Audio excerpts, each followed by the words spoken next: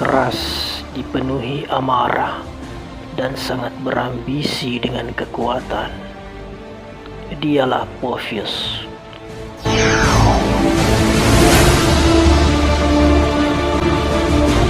Dulunya, Porpheus adalah seorang pria kuat dengan kekuatan yang hebat.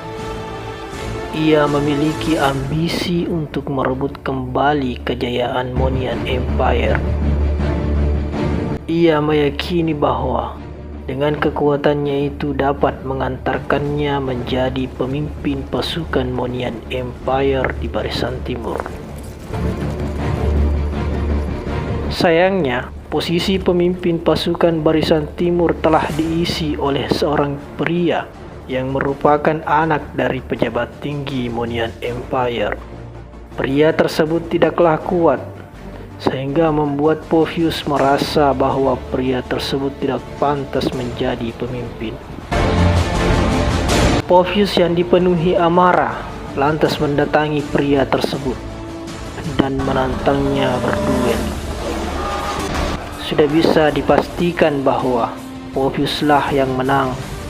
Namun sayangnya, emosi Porpheus yang tak tertahankan membuatnya harus membunuh anak pejabat tersebut. Tindakan Porpheus tersebut membuatnya mendapatkan hukuman penjara. Porpheus yang dulu dihormati kini menjadi pria yang direndahkan. Awalnya Porpheus mendapatkan hukuman mati, namun hukumannya diganti dengan sesuatu yang lebih kejam. Para narapidana yang menerima hukuman mati mendapatkan pergantian hukuman. Mereka akan dikirim ke medan perang menghadapi pasukan iblis yang kejam. Porpheus dan narapidana lainnya dibawa ke daerah yang bernama Barrenlands, Land of Despair.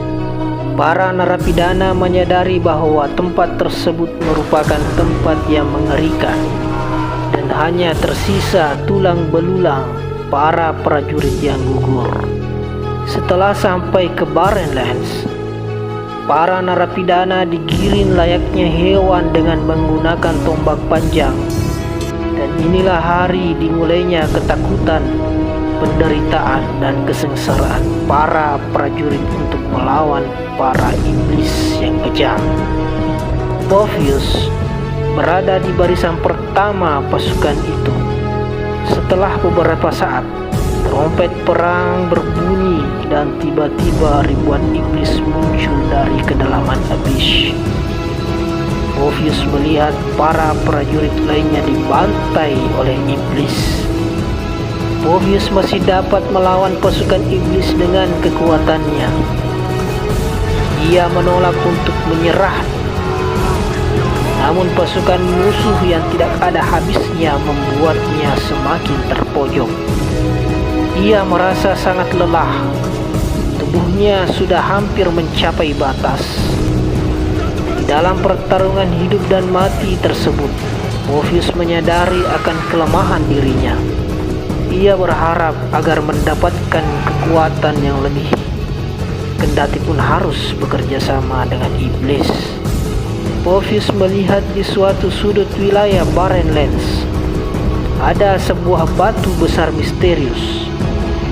Ia lantas bergegas ke sana dan memisahkan diri dengan pasukan utama.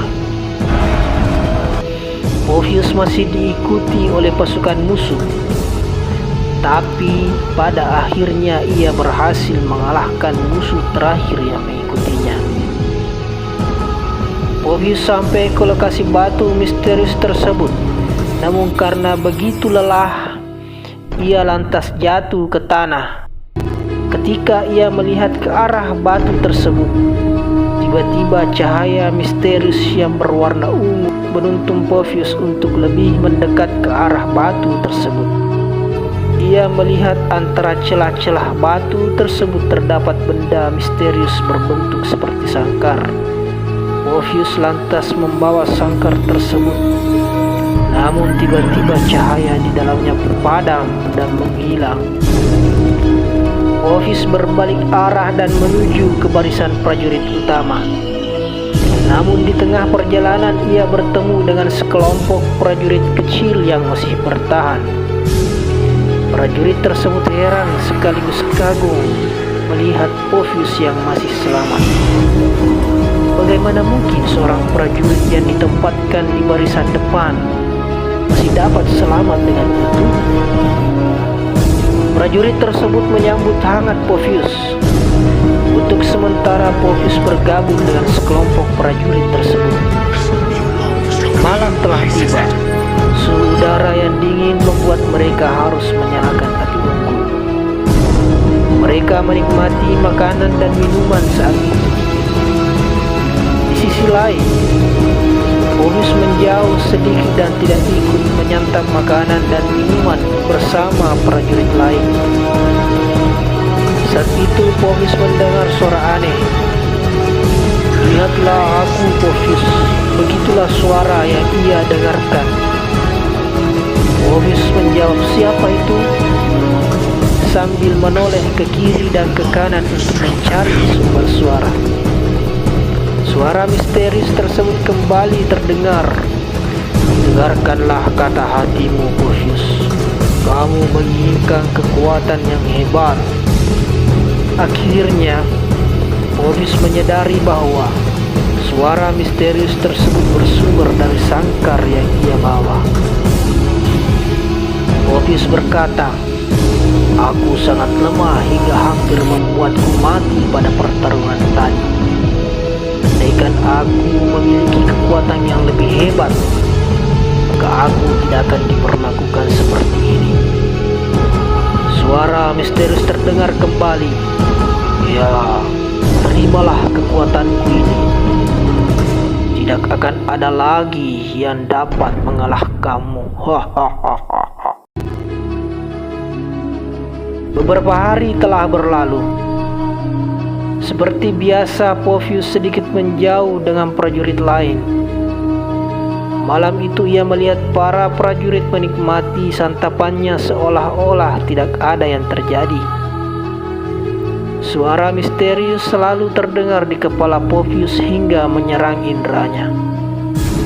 Pofius akhirnya memutuskan untuk berhenti bergaul dengan sekelompok prajurit lemah tersebut. Suara misterius terdengar. "Tunggu apa lagi? Berikan penglihatanmu padaku dan kekuatanku akan menjadi milikmu." Pofius yang tidak tahan lagi mengangkat sangkar tersebut, dan di dalamnya terlihat sosok roh yang membentuk mata. Roh tersebut memancarkan cahaya ungu yang membutakan. Energi dari pancaran cahaya itu memenuhi tubuh Pofius sampai membakar matanya. Pofius merasakan energi luar biasa mengalir ke seluruh tubuhnya. Ia mendatangi kelompok prajurit lemah tadi dan membunuh semuanya tanpa tersisa. Insiden tersebut membuat Pofius semakin yakin bahwa dirinya kini tak tertandingi. Pofius kini menjelma iblis. Suara misterius kembali terdengar.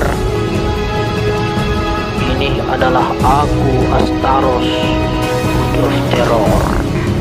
Pergilah ke dalam Dread Cave dan bangkitkan tubuhku yang tertidur di dalamnya. Maka aku akan memberimu kekuatan yang lebih besar yang tak tertandingi." Pofius memandang sangkar tersebut, kemudian melanjutkan perjalanannya ke arah selatan menuju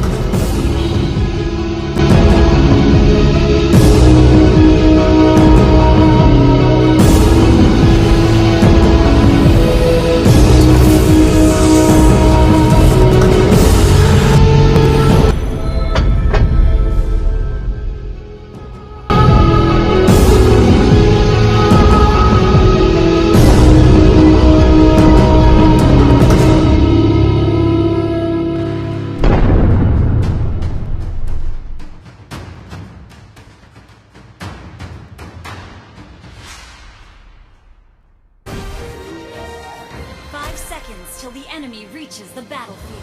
Smash them!